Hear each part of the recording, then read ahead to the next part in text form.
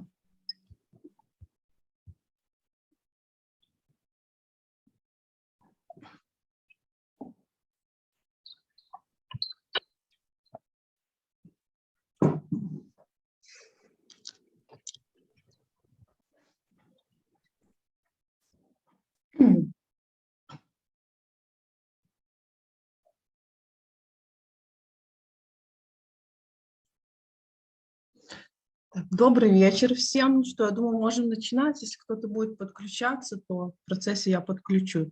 Рады вас видеть на занятии курса по истории Беларуси. Сегодня наш ведущий Алексей Карис, историк из Гродно, расскажет нам про наш Гродненский старый замок. Попрошу во время занятия вопросы писать в чате, либо поднимать руку, а камеру, может быть, можете включить.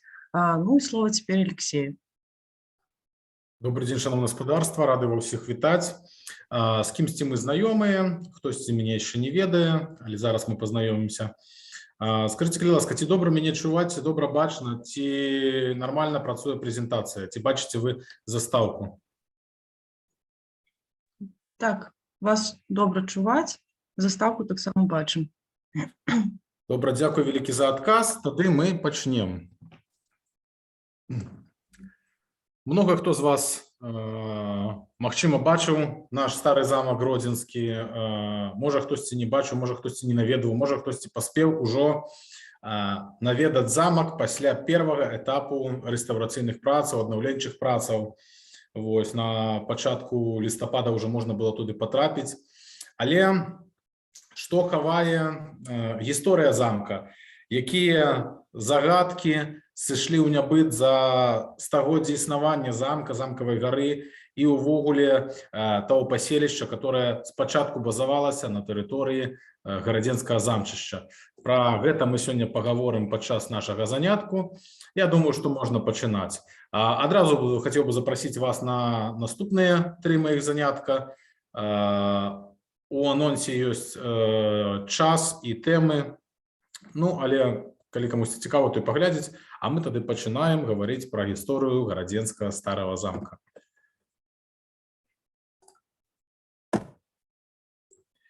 Так, ну і, канешне ж, безумоўна, спачатку трэба пагаварыць пра перадгісторыю. Замкавая гара, она была вельмі зручная для пабудовы паселішча, таму што это было берагавое плато, і яго ўжо пачалі асвойваць старажытны чалавек, старажытныя людзі ў эпоху неаліту. Яшчэ 4 працяжнік з 7 па 4 тысячагоддзя да нашай эры. Пра гэта сведчаць шматлікія знаходкі, каменныя сякеры, рэшткі керамікі штрыхаванай ранняга жалезнага веку, якія дадуцца рубежом нашай эры, а таксама нешматлікія кавалкі посуду 6-8 стагоддзя. Ну, пра гэта трошкі пазней, пра нейкія раскопкі мы пагаворым, і больш дакладна вы штосьці з этого дазнаецеся. Ну і традыцыйна лічыцца, што паселішча на беразе Нёмана узнікла ў канцы 10 стагоддзя, пачатка 11 стагоддзя. Аднак некаторыя даследчыкі лічаць па-іншаму, што яно ўзнікла ў другой палове або напрыканцы 11 стагоддзя. Гэта не шматзначная розніца, але пункцік такі, на которым варта спыніцца. Сапраўды, раней паселішчы ўзнікалі на такіх месцах, дзе было зручна людзям існаваць. У тым плане, што побач была вада, а гэта крыніца для піцця, па-першае, па-другое, гэта крыніца для таго, каб здабываць рыбу, которой харчаваліся тагачасныя людзі вельмі актыўна. Бо жывёлагадоўля была не настолькі, па-першае, дасяжная простаму звычайнаму чалавеку, а па-другое, жывёл стараліся трымаць не як сёння, там, напрыклад, для мяса, а стараліся трымаць больш для малака, можа быць, сказаць нейкага. Ужо калі жывёлы падыходзіў пэўны возраст, тады яго ўжо дапускалі на мяса і скуру і гэтак далей. Дык вось, вельмі зручная была тэрыторыя замчышча цяперашняга, гара, цяжка дабрацца ворагу, блізка вада, можна абнесці чыстаколам, і ніхто на тэрыторыю не патрапіць. Ну і першыя забудовы першапачаткова уяўлялі сабою прыродную пляцоўку. Умацавана штучная яна была з паўночнага боку ровам і невысокім валам, які апаясваў усю пляцоўку. В прынцыпе, зараз гэта можна заўважыць на сучасным, скажем так, замчышчы. Гэта ўсё заўважна. Па вяршыні вала па перыметры паселішча быў збудаваны частакол, як я ўжо казаў трошкі раней, што падобная практыка вельмі часта прымянялася. Это было не так затратна. Частакол можна было вырабіць з дрэваў, лесоў хапала, закаліць смалой і гэтак далей. І як бы пабудова не была такіх умацаванняў надта цяжкая. Ну і значную ролю паселішча адыграла ў стратэгічных планаў славянскіх князёў, як крэпасць на балцка-славянскім памежжы. Важна адзначыць, што тут яшчэ была побач, як я казаў, вада. Это яшчэ і не толькі для простых людзей, скажем так, крыніца для того, каб здабываць ежу, але гэта і гандлёвыя шляхі ў пэўных часах нашай гістарычна, нашай гісторыі гарадзенскай, да, і у кантэксце таксама замка. Паселішча праіснавала нядоўга і загінула падчас пажару, які ўзнік хутчэй за ўсё з-за адной з варожых навалаў. Тады было, як, скажем так, такая кепская традыцыя напасці, усё забраць, пазабіваць як мага больш патэнцыйных ворагаў сваіх на будучыню, каб яны не акрэплі вельмі хутка. Ну, а паселішча знішчыць, каб іх яшчэ больш аслабіць. Вось як выглядала прыкладна на замкавай гары першапачатковае паселішча, рэканструкцыя мастака Сташкевіча. Ну а далей ідзе аднаўленне, ясная справа, як і заўсёды гэта лагічна бывае. Пасля пажара ў першую чаргу былі адноўлены абарончыя ўмацаванні. Абарончыя ўмацаванні ў такіх выпадках заўсёды аднаўляліся першапачаткова, каб, напрыклад, калі ворагі захочуць яшчэ раз на вас напасці падчас аднаўлення ваша месца жыхарства, каб ім это было не так проста. Умацаваны дзядзінец быў пабудаваны на месцы паселішча 11 стагоддзя і стаў умацаваным цэнтрам старажытнай гародні. Так, сапраўды, гэта такі быў цэнтр, гэта было сэрца старажытнага горада. Не так далёка ад замка, прыкладна метраў там да 500, былі знойдзеныя падчас раскопак у 11-12 годзе па вуліцы Великая Траецкая парэшткі дамоў, што азначала, што звычайны люд жыў не так далёка ад самого дзядзінца, ад самых абарончых збудаванняў. Гэта было вельмі выгадна, таму што пры навале ворагаў жыхары ваколіцаў, которые жылі каля самого замчышча, маглі вельмі хутка забегчы на тэрыторыю умацаванняў, на тэрыторыю замчышча і там схавацца. Ну і па краях замкавага пагорка быў узведзены шырокі 15-метровы высокі абарончы вал з пяску, культурнаслоя і суглінку. У пачатку 12 стагоддзя крэпасць ператварылася ў княжацкую рэзідэнцыю, сталіцу ўдзельнага княства, было ўдзельнае гарадзенскае княства на той час. І на беразе Нёмана быў пабудаваны двухпавярховы княжацкі церам драўляны. У цэнтры замка узведзена вялікая багатая аздобленая ніжняя царква, которая была пазней скажем так, зруйнаваная з пэўных прыродных прычынаў. Парэшткі яе можна ўбачыць і сёння на тэрыторыі ўжо адноўленага замка у саркафагу. Правда, не ведаю дакладна, ці зараз пускаюць на экскурсіі туды, таму што яна знаходзіцца на той тэрыторыі, которую яшчэ не аднавілі і на которой вядуцца будаўнічыя працы.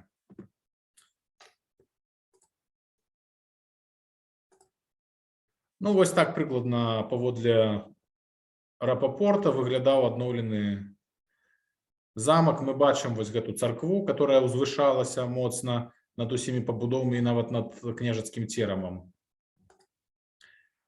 Я вырашыў не распавядаць пра дзесяткі удзельных князёў, которые тут у той ці іншы час панавалі і паміж сабой ваявалі. Нас больш цікавіць гісторыя замка, таму могу коротко сказать, что не раз замок палили, не раз аднаўлялі ў такім жа стылі, ну але самая такая значная змена у гісторыі замка адбылася у часы правлення великага князя Вітаўта. Гродзенскі стары замак за часы свайго існавання, як я уже казаў, не раз перабудаваўся, і до 1398 года быў драўляным.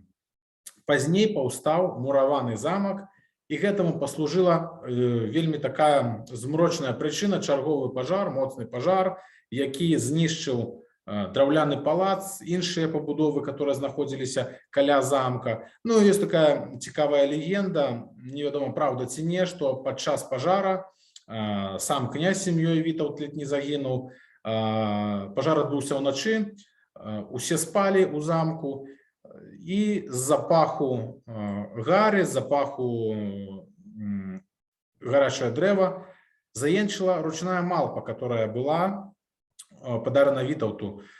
З-за гэтага Вітаўт з сям'ёй прачнуліся і смаглі своечасова пакінуць замак.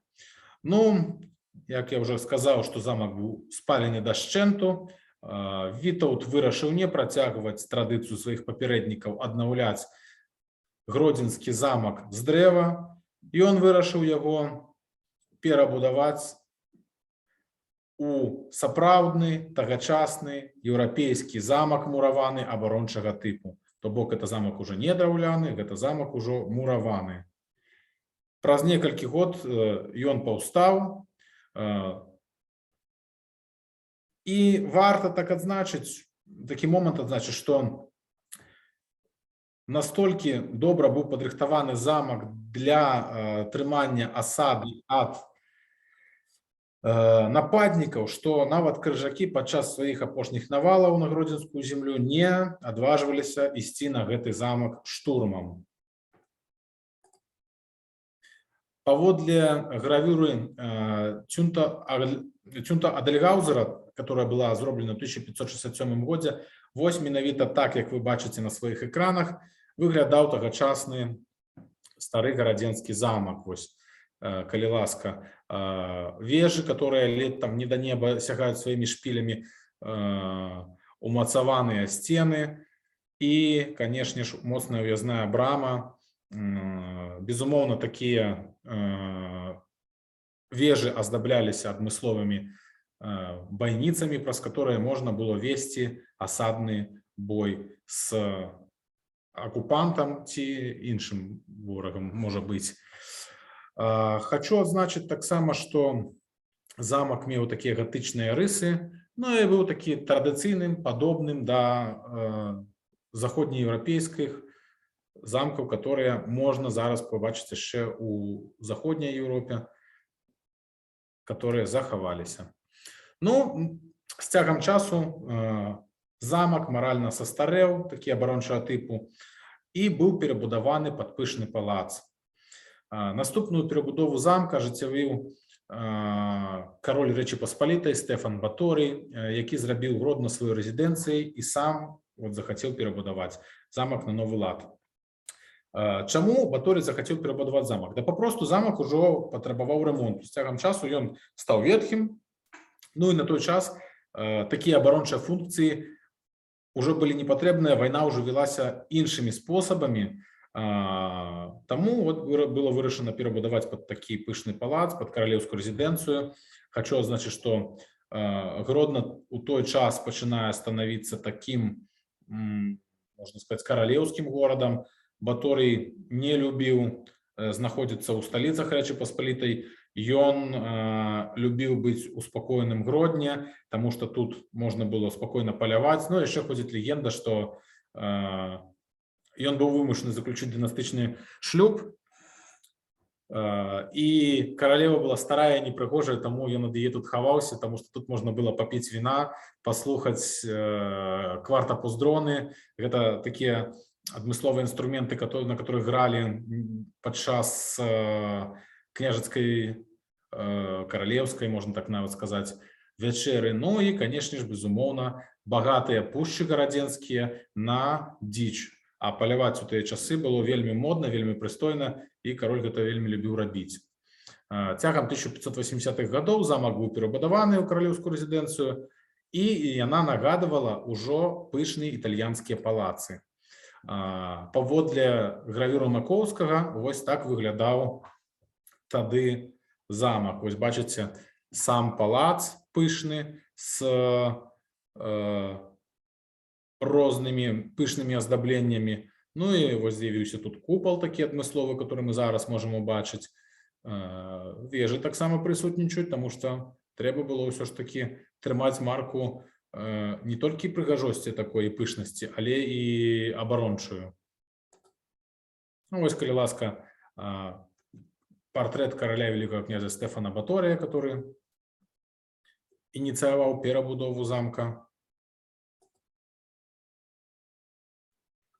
І, як я ўжо казаў, хочу трошки дакладней унесці пару момантаў наконт перабудовы. Зніклі праезжая вежа, абарончая вежа-данжон знікла, такая вялікая за часамі Вітаўта, которая, я трошки, можа быць, назад адмотаю, пакажу вам яе. Вось, гляньце, вось яна, вежа-данжон. Замест яе мы бачым уже такі пышны палацык. Стары замак Вітаўта і шараговая пабудова. Ну, як я указаў, ужо раней абарончае прызначэнне палац не згубіў.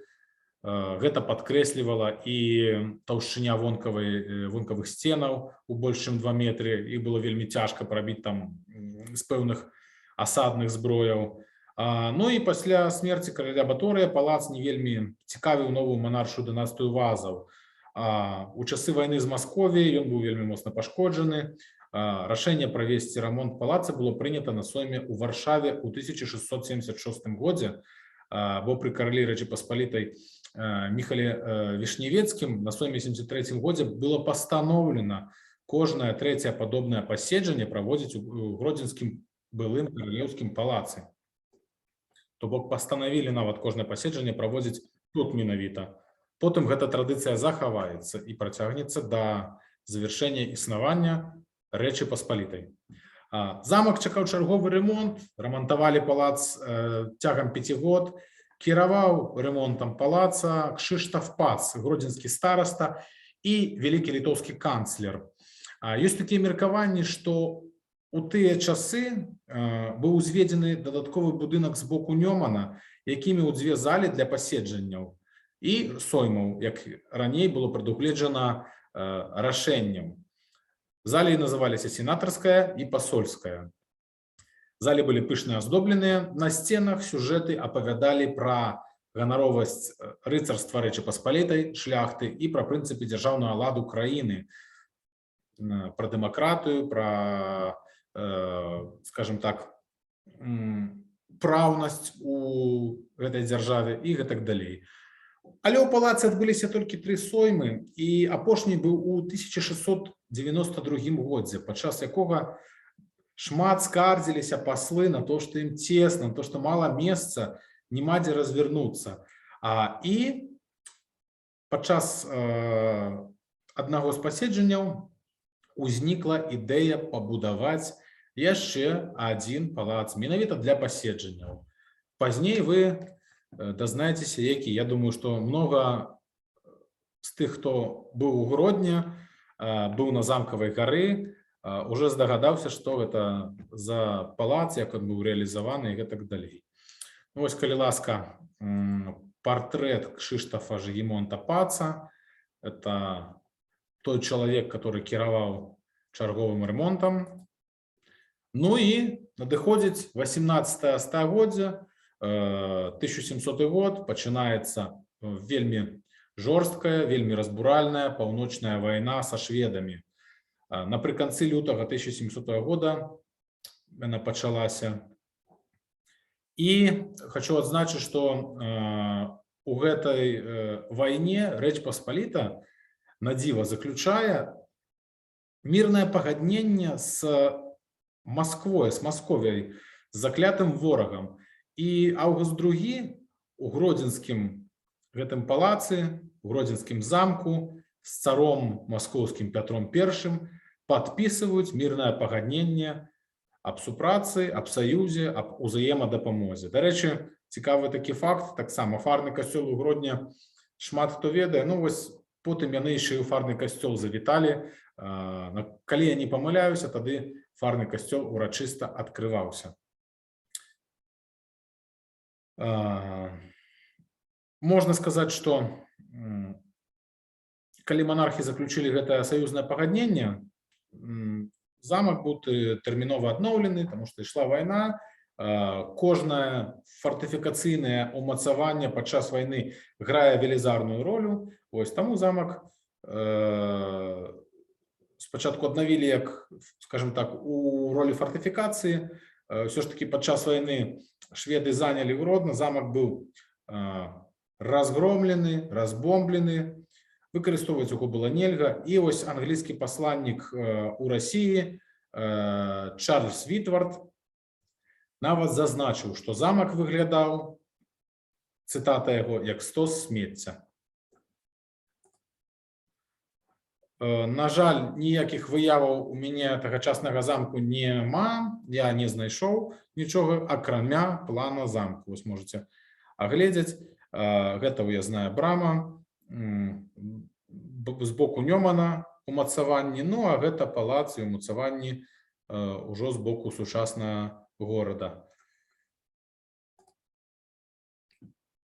Замак перастае быць рэзідэнцыяй для манарха. Гарадзенская шляхта спадзявалася на аднаўленне замка, але іх надзею зруйнавала рашэнне караля Аўгуста II аб пабудове новага палаца. Таго самага Аўгуста II, который з Петром I падпісваў мірнае пагадненне. І ў 1729 годзе частка будынкаў зноў з боку Нёмана абрынулася ўніз ракі. Нагадываю, што замак быў пашкоджаны падчас паўночнай вайны. Ясная справа, што стойкасці такой уже не было, но з гэтай прычынай частка просто пашкоджаных будынкаў з'ехала з гары у бок Нёмана. Яшчэ нашкодзіў пажар у 1735 годзе.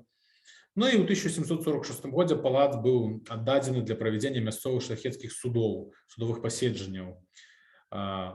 Цалкам перастае ў гэты час замак асацыявацца з манаршай рэзідэнцыяй, з каралём.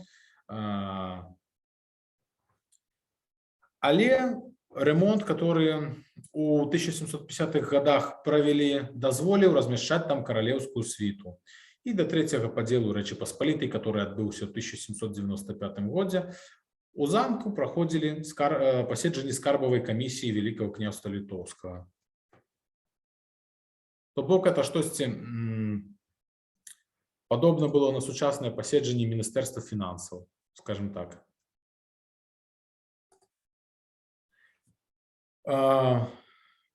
Ужо у 18 стагоддзі паўстаў насупраць старого замку новы замак.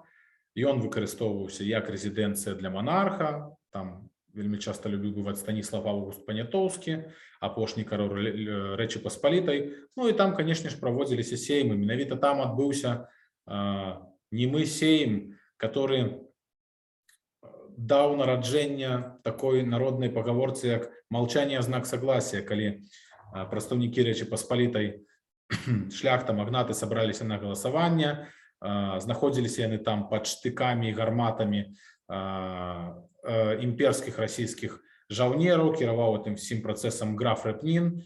Ну і калі ён запытаў, ці згодныя з падзелам Рэчы Паспалітай прадстаўнікі гэтай дзяржавы, пасланнікі на сейме маўчалі. На што Рэпнін адказаў, што «молчание – знак согласия». У 1795 годзе пасля няўдалага паўстання Тадэуша Касцюшкі Рэч Паспаліта спыняе сваё існаванне як дзяржаўнае ўтварэнне. Землі Рэчы Паспалітай дзеляцца паміж Аўстрыяй, Венгрыяй, Аўстра-Венгерскай імперыяй, Прусіяй і Расіяй. Ну і Гродна адыходзіць ўсё ж такі расійскай імперыі. Пасля захопу Гродна расійскімі войскамі замак больш чым на стагоддзе перайшоў ваеннаму ведомству. Здаецца, мне нават быў гэты здымак у прэзентацыі. Ну і за гэты час выгляд замка быў моцна спрошчаны, пазносілі ўсе пышныя упрыгожванні.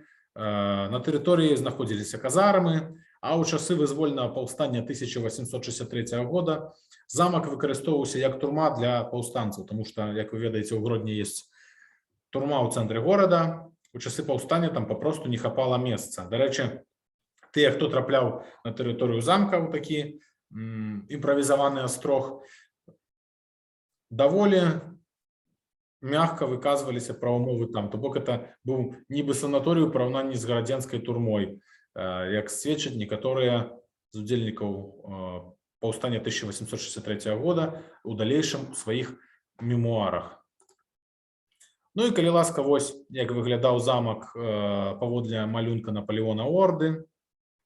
Кепска його бачна, ну але трошки можна побачити, що частка зруйнована, да, от стіна в вельми кепському стані, сам палац перебудований на щось подобне більш до адміністраційного будинка. Ось, коли ласка, воєнний клуб, да, воєнне собрання. Прикладно замок так виглядав і аж до недавнього часу, тільки дерева повиростали вокруг самого будинка палаца. Ну і, як ми пам'ятаємо з історії, Російська імперія у 1917 році зникає з мапи, і після воєнних лихоліттів, після совєтсько-польської війни, Гродно адыходзіць до Польши. За польскім часам першапачаткова ў замку была бальніца, была пэўны час пральня, некаторы час была лазня і нават казино для афіцэраў польскай арміі. Стан пабудовы быў вельмі занядбаны, з лазні вада пастаянна запаўняла скляпенні, што стала прычынаю чарговага такого, скажем так, минимального руйнавання замку, которое адгукнулася праз амаль 100 год. Вось одна з прычын того, што его варта трэба было аднаўляць, хутка ратаваць, это водой залітыя скляпенні, которые в выніку прынеслі такія даволі моцныя пашкоджанні і падмурку, і ніжнім, скажем так, покоем. Варта адзначыць, што адкрыццё ў замку гістарычнага музея па ініцыятыве гісторыка, даследчыка Юзефа Ядкоўскага змянілі сітуацыю, і быў праведзены які-ніякі на той час рамонт на тэрыторыі замка. Ось гляньце, калі ласка, выгляд замка паводле мастака Зыха Буйноўскага, гэта 1926 год. За польскім часам, калі Юзеф Ядкоўскі стаў кіраўніком замка, падчас аднаўленчых працаў ішлі таксама археалагічныя даследаванні, тому што заўсёды перад ремонтнымі працамі, рэстаўрацыйнымі варта правесці даследаванні археалагічныя, каб не згубіць каштоўны пласт пэўных знаходак, которые могуць нам распавесці пра тое ці іншае месца, шмат цікавага. І вось паглядзіце, я вынес на слайд два такія фотаздымкі. Першы фотаздымак, тут паказаныя парэшткі драўляных пабудоваў на замчышчы, которые месціліся. Ну, а тут, калі ласка, да, крыжыкі, кольцы, упрыгожванні, ключыкі, рыбалоўныя гачкі. Гэта ўжо рэчы, которые так ці інакш апынуліся ў культурным слоі за шматлікія дзесяцігоддзі ці, можа быць, нават стагоддзя нашай гісторыі. Рэстаўрацыя палаца як будынка музея адбылася пасля вайны, калі ўжо Гродна становіцца часткаю савецкай Беларусі. Вельмі цікавы такі момант, што падчас вайны замак не пацярпеў амаль, там не было ніякіх пашкоджанняў вельмі моцных, ну як і ўвесь горад Гродна. На пачатку 1950-х гадоў замак адзін раз парамантавалі, і напрыканцы 1980-х гадоў пачалася паступова вымалёўвацца задума аднаўлення замку.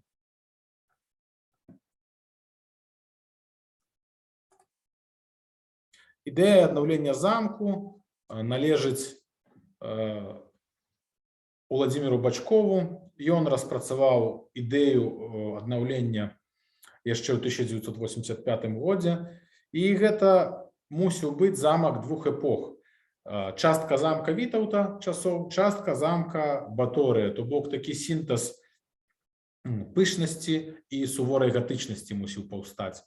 Праз некаторы час адмовіліся ад гэтай ідэі, і вырашана было адмаўляць толькі замак у стылі часоў Баторыя, то бок як ён выглядаў пры каралі Рэчы Паспалітай Стэфане Баторыю. Ну і яшчэ вельмі такая важная была прычына, чаму не захацелі аднаўляць замак часоў Вітаўта. Па-першае, вось я вернуся трошкі назад.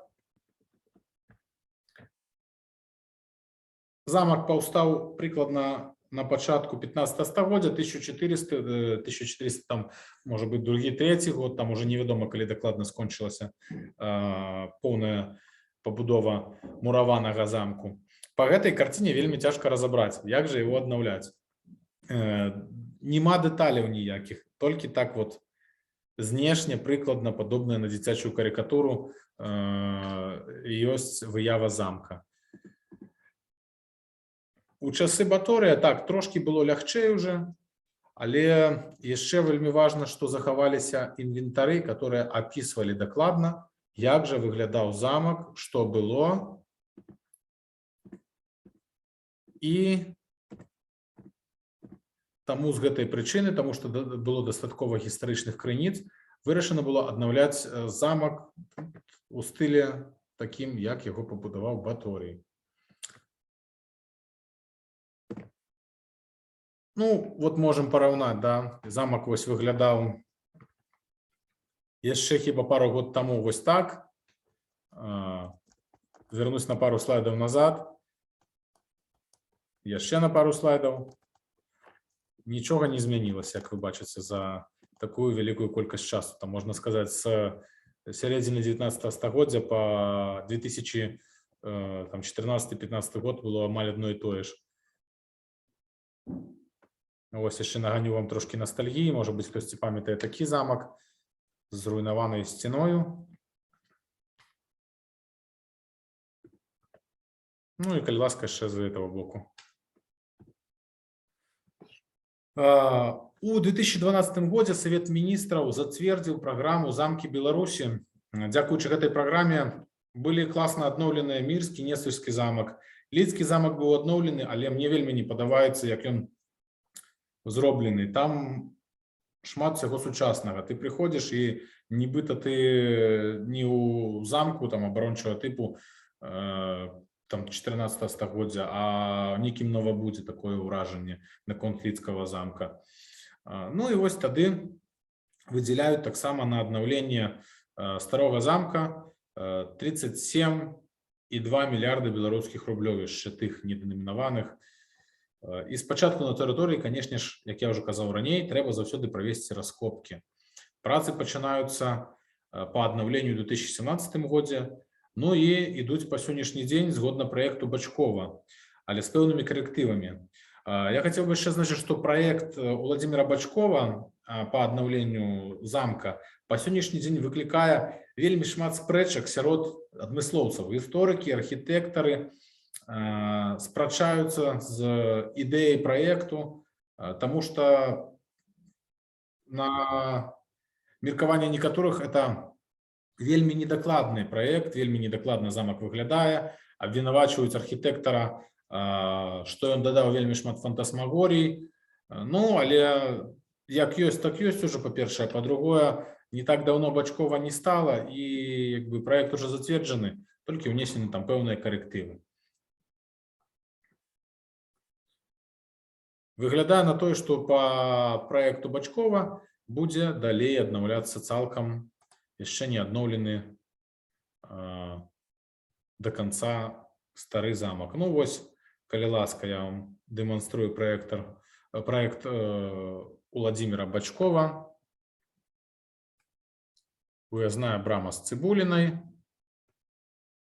Вось тут мусіць паўстаць палац. А вось гэтая частка, да, па палац ужо трошки, уже дасяжная, уже она зроблена. Уже можна тут паглядзець пэўныя экспозиции, которые там уже зроблены, представлены. До речі, хочу зазначить яшчэ, что у музеі за савецкім часам, а потым за часамі незалежнасці Беларусі была створана экспозиция, але яна была такая, і про жывёлаў там было, да, і про расліны нейкія, і про гісторыю таксама, все было перамешку. Вырашана было, что замак аднаўляецца у стылі, которым ён быў пабудаваны за часамі Баторыя, а таму экспозіцыя будзе прысвечана гісторыі Гродна і непасрэдна праўленню караля Стэфана Баторыя. Старая экспозіцыя дэмантаваная была, і яна пераедзе у будынак на Савецкай плошчы, у палац тэкстыльшчыкаў, дзе будзе створаны музей, калі я не памыляюся, дзікай прыроды і агульная гісторыя, штось такое, дакладна не памятаю, але там можна будзе паглядзець нейкія там пужылы звяроў, і таксама там будзе экспозіцыя пра розныя гістарычныя перыяды.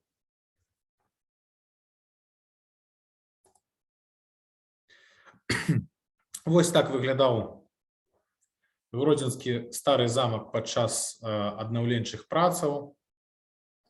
Мост быў зачынены, зрабілі дадатковы мост для наведвання. Пэўны час он яшчэ дзейнічаў, пакуль там ішлі археалагічныя даследаванні і нейкія такія не надта значныя будаўнічыя працы. Таксама варта адзначыць, што каб вытрымала замкавая гара надбудовы гэтая новая, яна была умацаваная 20-30 метровымі сваямі, которые ўбіваліся фактычна у схіл гары, каб трымаць гэты новы замак, который потым паўстане. Ну і вось, калі ласка, так замак выглядаў на пачатку лістапада, калі ён яшчэ быў не адкрыты. Вось мы бачым, як я вам і раней казаў, што вось гэта частка была адноўлена, гэта яшчэ застаецца у такім жа стылі, у такім жа выглядзе, як было 150 год таму назад. Это яшчэ адзін ракурс. Тут уже бачна вежа, которая паўстала, у яе можна ўжо зайсці.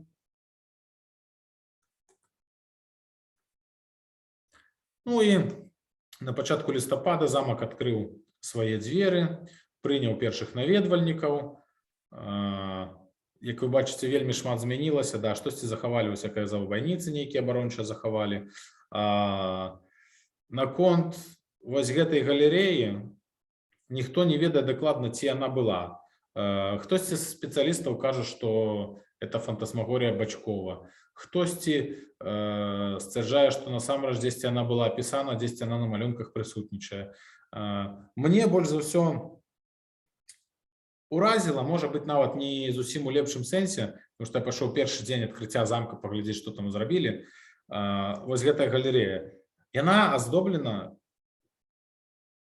выявамі Баторія і рымскіх імператараў. Так, цалкам згодны з такой ідэяй, што шляхецтва лічыла сябе нашчадкамі сарматаў, которые паходзілі з Сарматы, гэта з тых тэрыторыяў, але ну, вот, маляваць гэтых імператараў, як па мне, іх выява, да, это была цалкам полная фантасмагорія і цалкам полная безглуздзіца. Не ведаю, можа быць, камусьці гэта падабаецца з вас, можа быць, хтосьці яшчэ не быў в этом замку, может быть, хтосьці приедзе з іншых гарадоў, паглядзець, можна потым падзяліцца сваім меркаваннем. Ну і нас на ўваходзе ў замак, на тэрыторыю саму замкавага двара сустракаюць вось такія прыгожыя вароты, такая прыгожая брама з каралеўскім гербам, з цудоўнай аздобаю. Унутраны дворык сустракае такімі, скажем так, малюнкамі, чымсьці падобна на гравюры, дзе распавядаецца пра жыццё Стэфана Баторыя, як ён ваяваў, як ён любіў паляваць на гэтых землях. Ну і потым можна, вот, дарэчы, да, з гэтых дзвярэй вы выходзіце, калі вы патрапляеце ў замак, купляеце квіток. Вось. Ну і далей, канешне, ідзе экспазіцыя.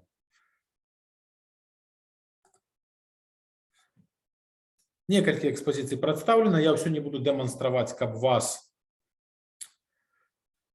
скажем так, натхніць, магчыма, гэтымі здымкамі на наведванне замка. Паглядзіце, ацэніце самі. Вельмі шмат інтэрактыву, што не можа не радаваць.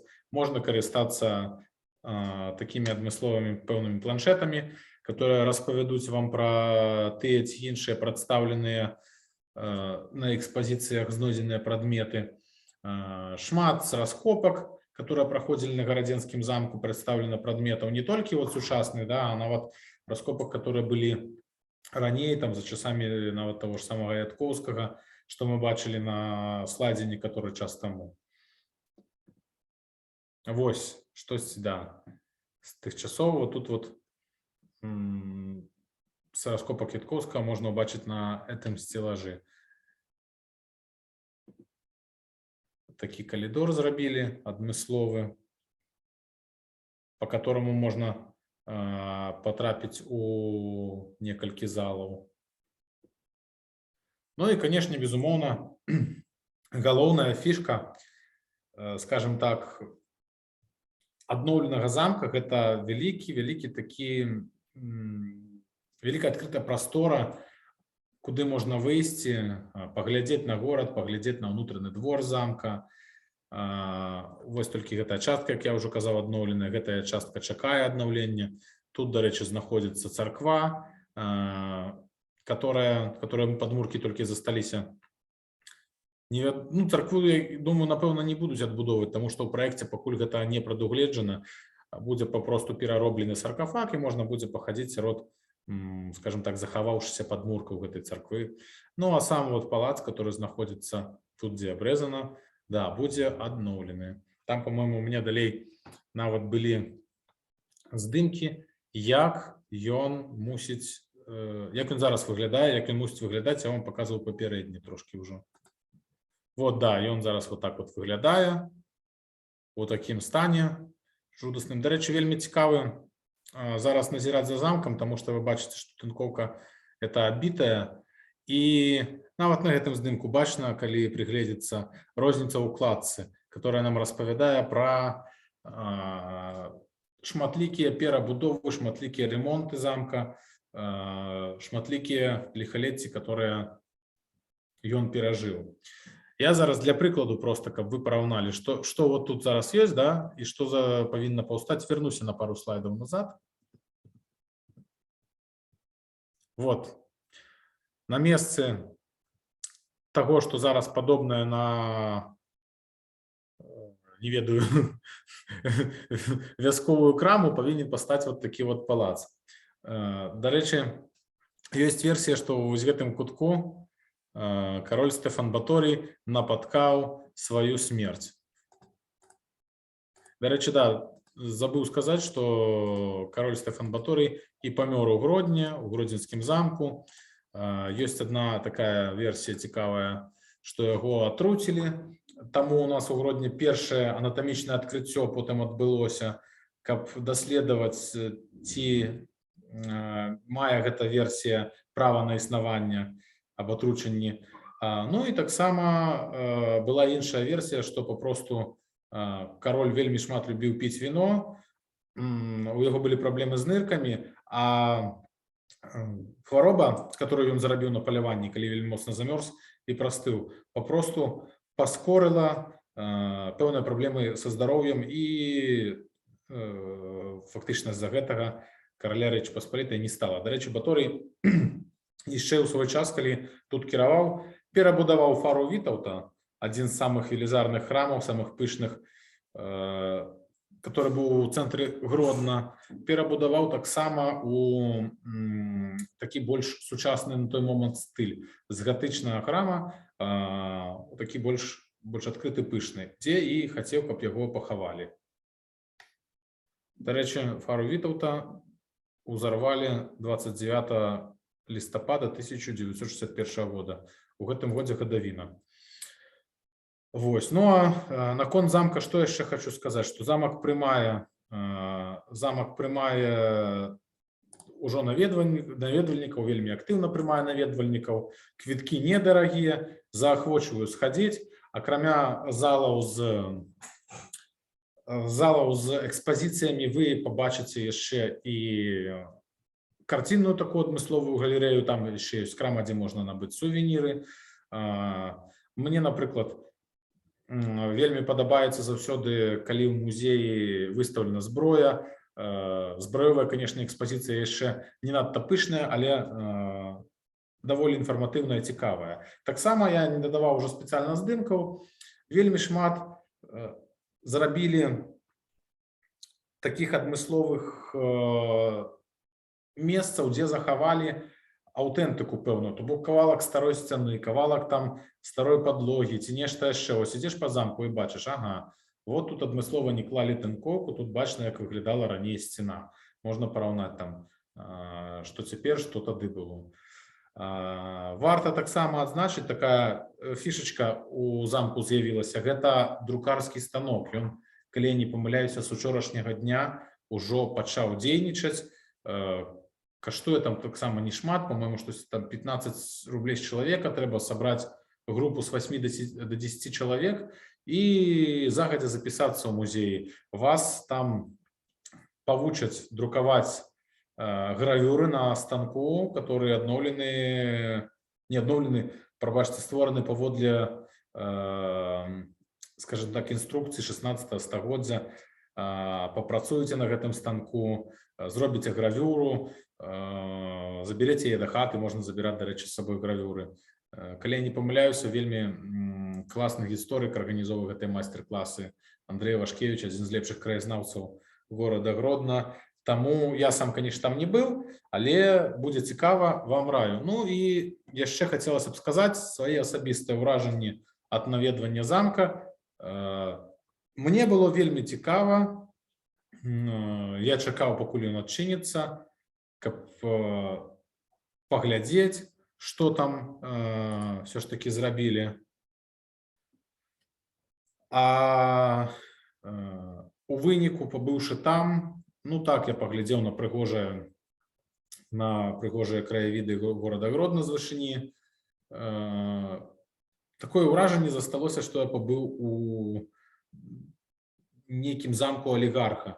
Вельмі шмат все ж таки сучаснасці, сучасных матэрыялаў, што не дае у пэўнай ступені адчуць сябе скажем, у гісторыі. Вось такія адчуванні. Тут падказваюць у чаце, што друкаваць на станку каштуе 7 рублёў для дзяцей, для дарослых 10 рублёў. Група 8-10 чалавек. Вось, в прынцыпе, і пагаварылі мы пра тое, якім быў замак тады, якім ён стаў цяпер. Зараз ідзе другі этап рэстаўрацыйных працаў. Прагназаваць, калі рэстаўрацыя, калі аднаўленне замка скончыцца, цяжка, таму што толькі 4 разы, калі я не памыляюся, або нават 5 разоў, 4, здаецца, пераносілі адкрыццё першага этапу пасля рэстаўрацыі, першай часткі, да, якую зараз можна патрапіць. Так што чакаем, назіраем за лёсам замка. Дарэчы, Каралеўскі замак — это адзіны ў Беларусі, который захаваўся. Вот наш гродненскі стары замак і новы замак, да, адзіныя каралеўскія замкі, которые захаваліся ва ўсёй Беларусі, калі я не памыляюся. Вось, так что запрашаю наведаць замак, прыехаць у Гродно, калі хтосьці не быў. Гарадзенцаў папросту выходны, любы можна заклікаць схадзіць туды. Ну, а цяпер чакаю на вашыя пытанні. А я б хацела голасам пытанне задаць, можна? Да, конечно, калі ласка. Прывітанне, Алексей. Я Аксана Негарадзенка з Маладзечна. У Гародні была. Каля замка хадзіла, але ў замак не зайшла. Ну, думаю, што ў мяне ўсё наперадзе.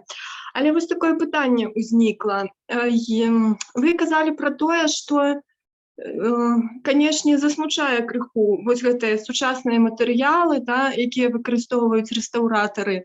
Я ведаю, што, напрыклад, і ў Крэўскім замку спрэчкі паміж гісторыкамі і рэстаўратарамі яны былі і ёсць. То я хацела спытаць, а можа быць, гэта проста рэаліі часу і нельга зрабіць па-іншаму? Ці ўсё ж такі можна захаваць неяк больш гэтую вось аўтэнтычнасць? Ну, гэта справа грашэй і кампетэнцыі. Напрыклад, у суседняй Польшы такіх пытанняў не паўстае. Ёсць адмысловыя людзі, ёсць спецыялісты пэўныя, которые могуць з сучасных матэрыялаў ствараць такія ж самыя, там, ну, я не ведаю, пліткі, блокі, которые клалі раней. Гэта практыкуецца ва ўсім свеце, гэта нармальная практыка. Тут, кажу, просто пытанне, па-першае, грошай, па-другое, зацвердзілі праект. Як па мне, просто не хацелі нічога змяняць у праекце, таму што такі самы просты варыянт. Мне ўвогуле, калі я пабачыў першы раз праект, створаны Бачковым, мне нагадаў замак «Домик для Барби» чамусьці. Вось, і таму, да, сапраўды, гэта проста пытанне кампетэнцыі і пытанне грошаў. Запрасіць Гродно жилстрой, каб паклаў з цэглы і блокаў нейкія новабуды, нашмат танней, чым запрашаць спецыялістаў з Германіі, Чэхіі або Італіі. Я зразумела. Дзякуй вялікі. Ну і можа быць, у працяг. Таксама назірала, летась была там нейкая дыскусія вялікая наконт вось гэтага купала Цыбуліны. Так, ну, казалі, што яна не павінна. Адны казалі, што яна там і была, некаторыя казалі, што гэта там, ну, ледзь не рускі мір. Вось, ну, што вы скажаце на гэты конт? Хто меў рацыю? Мне цяжка казаць наконт гэта, таму што я не з'яўляюся гісторыкам архітэктуры, але вось паглядзіце, калі ласка, на гравюру Макоўскага. Тут прысутнічае купал. Так. І вельмі важны момант, што купал быў трошкі зменены. Сапраўды, ён там нагадываў там такую цыбуліну, ну, яго трошкі змянілі, трошкі падкарэктавалі. Як бы пасля пэўных карэктываў пытанні наконт купала у большасці людзей зніклі. Зразумела, дзякуй вам вялікі. Так, тут еще питание есть, а получится ли потом это все исправить, или это очень дорого?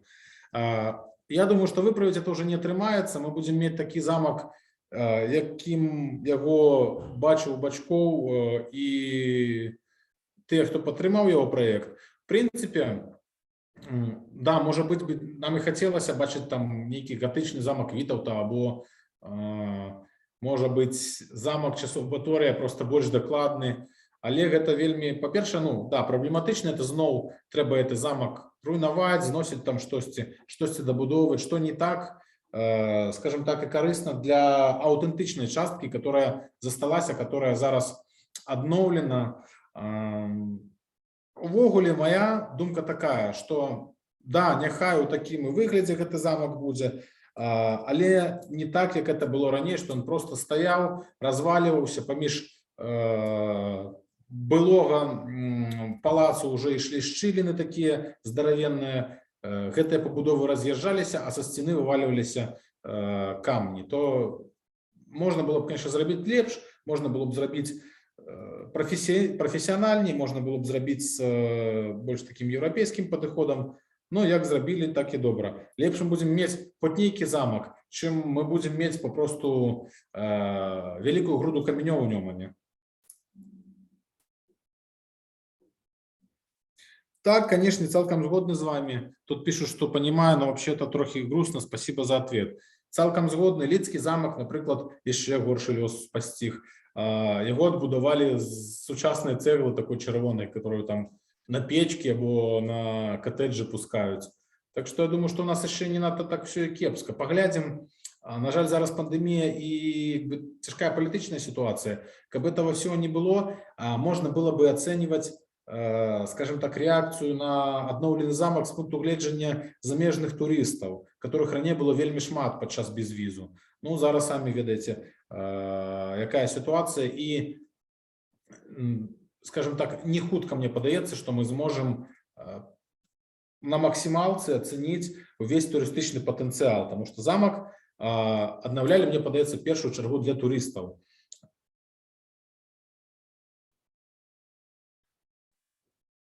Так, Людмила пишет питание. Добрый вечер. Подскажите, пожалуйста, место захоронения Стефана Батория. Стефан Баторий был похован на Вавеле у Польши, там, где все монархи Речи Посполитой похованные.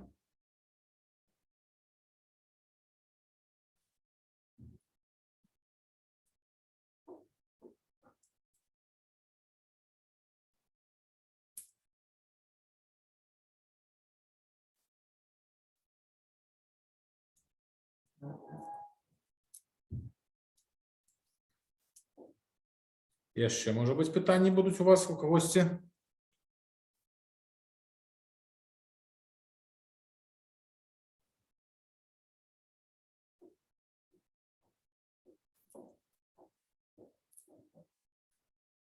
Ну, если вопросов нет, поблагодарим Алексея за интересное занятие. Напомню, что следующее занятие будет также в среду, в первый день зимы. Будем говорить о белорусских народных святах. Да, Алексей? Так, тема выбрана не выпадкова, тому что хутка будут каляды, не так давно были дзяды, и моими назираниями было зауважено, что белорусы не так добро ведают свои традиционные святы, которые повязаны и с религией, и с глубокими язычницкими коронями. Так что поговорим на гэты конт. Может быть, камусьці перед калядами будзе гэтая лекция корыстная для того, как згодна традициям правильно накрыть святочный стол. Да, здесь спрашивают, будет ли запись. Да, мы записываем все наши лекции, вы можете посмотреть их на сайте online.uzv.by. И напомню, что завтра тоже будет у нас лекция по финансовой грамотности для людей золотого возраста. Я сейчас в чат сброшу ссылку. Если кто не записался, будем рады вас видеть.